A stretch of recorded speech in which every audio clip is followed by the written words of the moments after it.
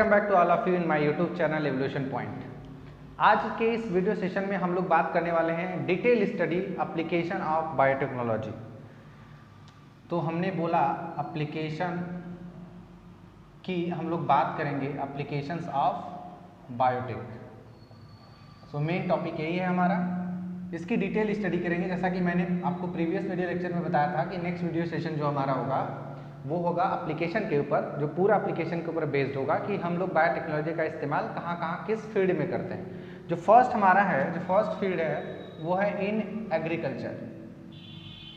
In agriculture, तो agriculture में कहाँ कहाँ हम लोग यूज़ करते हैं, क्या क्या हमने प्रोड्यूस किया है, सबसे पहले हम इस वीडियो सेशन में वो चीज़ें देख लेते हैं। ध्यान से समझते चलना है कि क्या प्रोसेसिंग हो रही है, क्या चीज़ें हो रही है और उससे क्या हम ऑब्टेन कर रहे हैं। तो पहला जो एप्लीकेशन है वो है golden rice. Golden rice, golden rice को टारगेट किया गया था विटामिन ए प्रोडक्शन के लिए, विटामिन ए प्रोडक्शन के लिए। इसमें एक जीन होता है हमारा टारगेट जीन, तो हम यहाँ पर शॉर्ट में आपको लिखते चलेंगे कि टारगेट जीन क्या है, क्योंकि आपको अच्छी तरह से पता है कि टारगेट जीन लेने के बाद, यानी जब आप टारगेट जीन को प्लाज्मिड के साथ मिक्स करोगे तब ये आरडीएनए बन जाएगा, और जब इस आरडीएनए को हम किसी होस्ट में डालेंगे तब वो होस्ट जो है वो प्रोडक्शन देगा। इतना सबको क्लियर है? तो हमें अपना टारगेट जीन ढूंढना है। टारगेट जीन हमारा क्या है? Beta carotene. Beta carotene, beta carotene एक तरह का केमिकल होता है, एक सब्सटेंस होता है जो कि विटामिन ए के लिए रॉ मटेरियल होता है। क्या होता है? विटामिन ए के लिए क्या होता है? रॉ मटेरियल होता है। तो इस बीटा कैरोटीन जीन को, जो कि विटामिन ए के लिए रॉ मटेरियल है, इस जीन को जब हम लोग कहाँ डालते हैं, होस्ट हमारा क्या है, सबसे पहले हम लोग इस जीन को क्या कर लेते हैं, जैसे आइसोलेट कर लेंगे। तो ये आपका जीन हो गया और ये आपका क्या हो गया, प्लाज्मिड हो गया।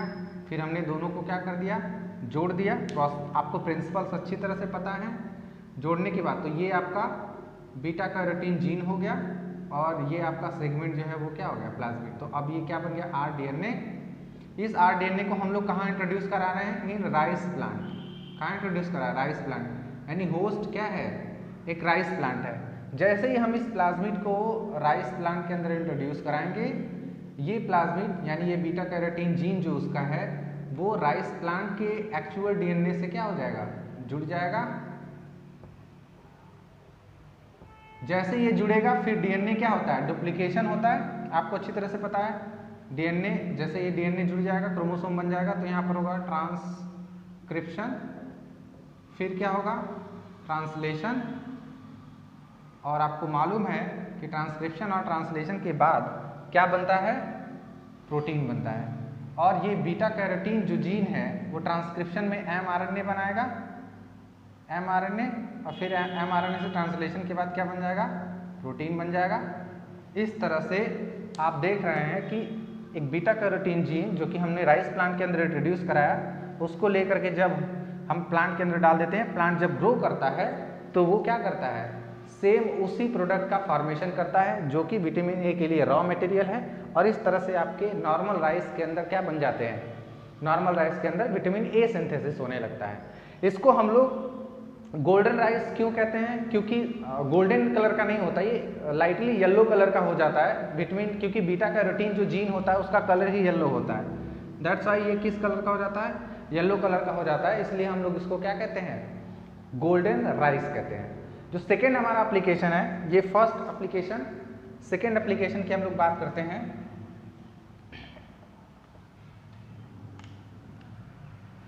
BT plants. सेकेंड जो मोस्ट, तो हमारा जो सेकेंड प्लांट है एग्रीकल्चर के लिए बायोटेक्नोलॉजी के थ्रू जिसका निर्माण किया गया वो है बीटी प्लांट्स।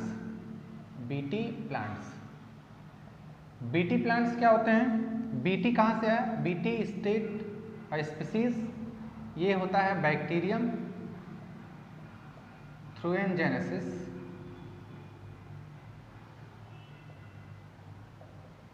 बैक्टीरियम थ्रूएनजेनेसिस जो होता है, इसके अंदर से एक जीन आइसोलेट किया जाता है। तो आपका जो टारगेट जीन है वो क्या है, बीटी जीन।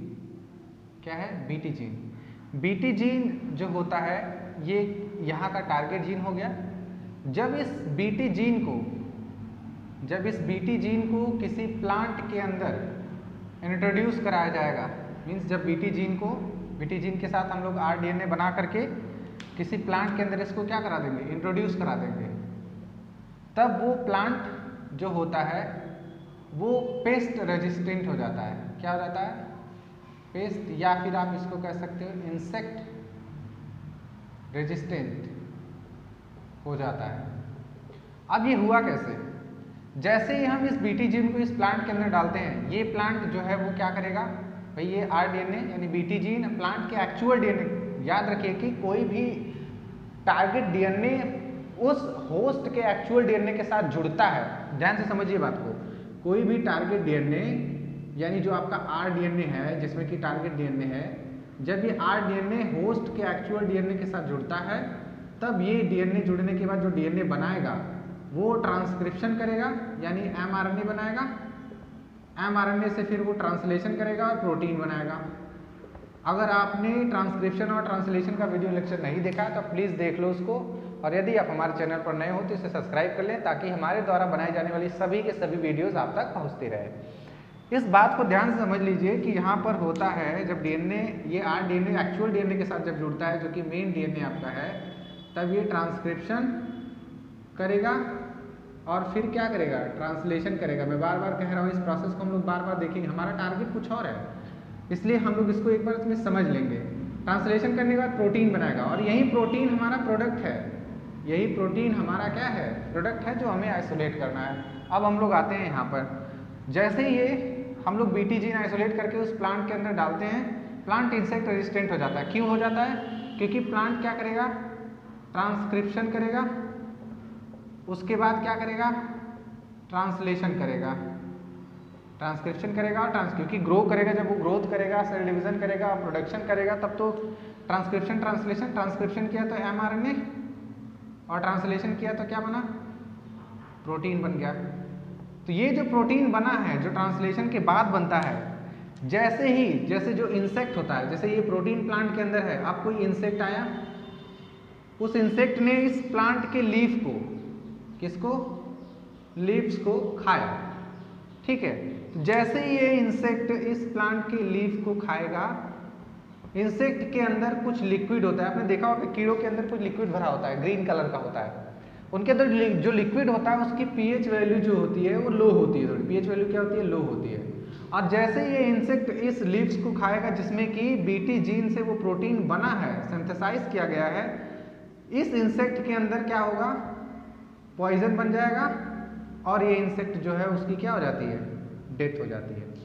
तो इस तरह से आपने देखा कि एक बीटी जीन जो कि टारगेट DNA था हमारा, उसको हमने इंट्रोड्यूस कराया एक प्लांट के अंदर, उसको निमेटोड रेजिस्टेंट या पेस्ट रेजिस्टेंट या आप इंसेक्ट रेजिस्टेंट बनाने के लिए, जिसके बाद ट्रांसलेशन और ट्रांसक्रिप्शन के बाद क्या बनता है, उसके अंदर एक प्रोटीन बनता है।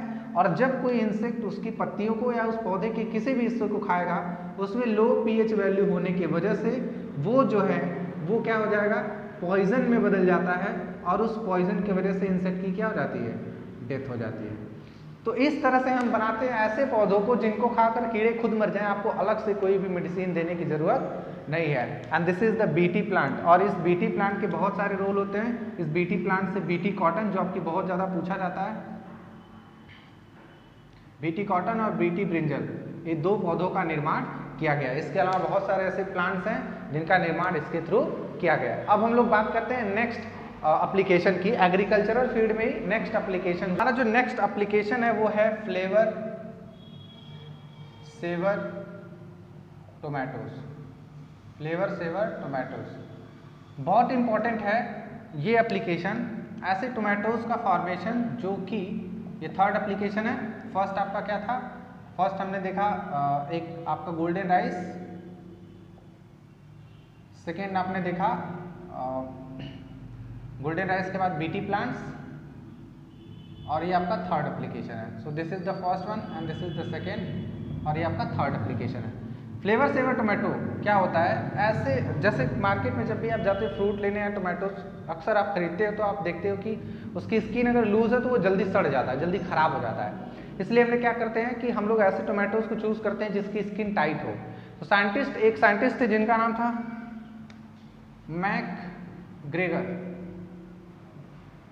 मैकग्रेगर ने एक जीन देखा जो कि टारगेट जीन भी है आपका, जिसको नाम दिया गया MC जीन, मैकग्रेगर जीन। होता क्या है, जैसे कोई भी फ्रूट जो होती है, फ्रूट के अंदर एक लेयर होती है जिसको हम लोग पैक्टीन कहते हैं। क्या कहते हैं? पैक्टीन कहते हैं। जब ये पैक्टीन जो है डिजॉल्व हो जाती है तो हमारा फ्रूट जो है वो राइप्ड हो जाता है, पक जाता है। अगर कुछ ऐसा हो जाए कि ये पैक्टीन जल्दी डिजॉल्व ना हो तो फल पकेगा भी नहीं। तो इसके लिए इन्होंने क्या किया, इस MC जीन को जो कि आपका टारगेट जीन था, इसे इन्होंने क्या कराया, इंट्रोड्यूस कराया टोमेटो प्लांट में। जब ये टोमेटो प्लांट में इंट्रोड्यूस होता है तो फिर से सेम प्रोसेस होगा। टोमेटो जो प्लांट है वो क्या करेगा, ट्रांसक्रिप्शन करेगा। तो ट्रांसक्रिप्शन करने के बाद वो ट्रांसक्रिप्शन में क्या बनेगा, mRNA क्या करता है, वो रिवर्स ट्रांसक्रिप्शन कर लेता है। क्या करता है? रिवर्स ट्रांसक्रिप्शन करता है। और रिवर्स ट्रांसक्रिप्शन एक ऐसा प्रोसेस होता है जिसमें कॉम्प्लीमेंट्री DNA बनता है। याद रखिएगा, cDNA का फॉर्मेशन है। cDNA एक ऐसा DNA होता है जो एक्चुअल DNA की तरह दिखाई देता है। ये cDNA बन जाएगा। तो इसमें होगा क्या कि जो टोमेटो प्लांट है, नॉर्मल टोमेटो प्लांट में, ध्यान से समझिए बात को, नॉर्मल टोमेटो प्लांट में जो जल्दी राइप कर जा रहा है उसमें क्या होता है, जीन होता है, जीन ट्रांसक्रिप्शन करेगा, फिर क्या करेगा, ट्रांसलेशन करेगा, और ट्रांसलेशन के बाद क्या बन जाएगा, एंजाइम, जो कि एक तरह का प्रोटीन है। जैसे ये एंजाइम बनेगा, ये पैक्टीन को क्या करेगा, डिसॉल्व कर देगा। क्या कर देगा? डिसॉल्व कर देगा, और फ्रूट हमारा जल्दी पक जाएगा। लेकिन जब हम ये जीन MC जीन इंट्रोड्यूस करा देंगे टोमेटो प्लांट के अंदर, तो जो mRNA के बाद जो cDNA यानी कम्प्लीमेंट्री DNA बनता है, ये कम्प्लीमेंट्री DNA यहाँ ट्रांसक्रिप्शन होने के बाद mRNA से जुड़ जाता है। नॉर्मल प्लांट में वो mRNA से, मतलब एक नॉर्मल प्लांट में ये हो रहा है, ये प्रोसेस जिसमें mRNA के बाद क्या बन जा रही है, वो प्रोटीन या एंजाइम बन जा रही है ट्रांसलेशन के बाद। लेकिन जब हम लोग इस जीन को टोमेटो में इंट्रोड्यूस करा देंगे तो ये प्रोसेस नॉर्मल हो रहा है, लेकिन एक्स्ट्रा जो ये जो कम्प्लीमेंट्री DNA बना, ये कम्प्लीमेंट्री DNA इस mRNA से जुड़ जाता है और जुड़ करके प्रोसेस को क्या कर देता है, डिले कर देता है या रोक देता है। इसको कहते हैं साइलेंसिंग ऑफ DNA या साइलेंसिंग ऑफ जीन साइलेंसिंग कहते हैं इसको, क्योंकि जब ये cDNA इसके साथ जुड़ जाएगा तो इस mRNA का कैरेक्टर जो है वो आगे नहीं जा पाएगा, एंजाइम नहीं बन पाएगा। जब एंजाइम नहीं बनेगा तो हमारा जो फ्रूट है या जो टोमेटोज होते हैं वो जल्दी पकेंगे नहीं और ज़्यादा लंबे समय तक वो तरोताज़ा बने रहते हैं। तो इस तरह से हम लोग बनाते हैं flavour saver tomato. This is the another most important application of biotechnology in agriculture. अब हम बात करते हैं नेक्स्ट एप्लीकेशन की। हमारे जो नेक्स्ट एप्लीकेशन है वो है हिरोडीन प्रोडक्शन। हिरोडीन क्या है? हिडोनेरिया एक लीच आप लोग जानते हैं, जोंक, जिसको क्या कहते हैं, जोंक का साइंटिफिक नेम है। ठीक है, लीच जो है जोंक होता है, जिसके अंदर आपको पता है कि जब भी जोंक जो है वो हमारे स्किन के ऊपर चिपकता है तो वो एक एंटीकोगुलेंट सब्सटेंस रिलीज करता है जिसको हिरोडीन कहते हैं। जैसे ये हमारी स्किन पे जैसे ही आएगा जोंक जो है वो एंटीकोगुलेंट सब्सटेंस रिलीज करेगा, जिसकी वजह से हमारा ब्लड जो होता है, जो हमारे वेन्स में जो ब्लड होता है वो कोगुलेट नहीं होता, जहाँ पर वो काटेगा वहाँ जमेगा नहीं, इसलिए लगातार वो ब्लड को क्या करता है, शक करता रहता है, खून को चूसता रहता है। अब जोंक के इस कैरेक्टर का फायदा मिला हमने क्या किया, हमें जैसे होता है ना कभी कभी ब्लड टेस्ट के लिए जब ब्लड लिया जाता है तो हो सकता है 12 घंटे बाद 24 घंटे बाद ब्लड को टेस्ट किया जाए, लेकिन तब तक जिस बॉटल में वो रखा हुआ है उस बॉटल में वो जमना नहीं चाहिए, क्योंकि वो तुरंत कोगुलेट कर जाता है। ये क्या होता है, नेचर होता है ब्लड का। लेकिन हम लोग क्या करते हैं, उसके अंदर हम लोग एंटीकोगुलेंट सब्सटेंस मिला देते हैं। जैसे मैंने आपको बताया कि लीच जो होता है, यहाँ पर जो हिरोडीन है वो आपका टारगेट जीन है। टारगेट जीन क्या हो गया, हिरोडीन। क्या है, हिरोडीन। एक प्लांट होता है जिसका नाम होता है ब्रेसिका नेपुस। क्या होता है? ब्रेसिका नेपुस। ये ब्रेसिका कैम्पेस्ट्रिस का ही एक सहपाठी कह सकते हैं, क्लासमेट कह सकते हैं, उसी फैमिली का।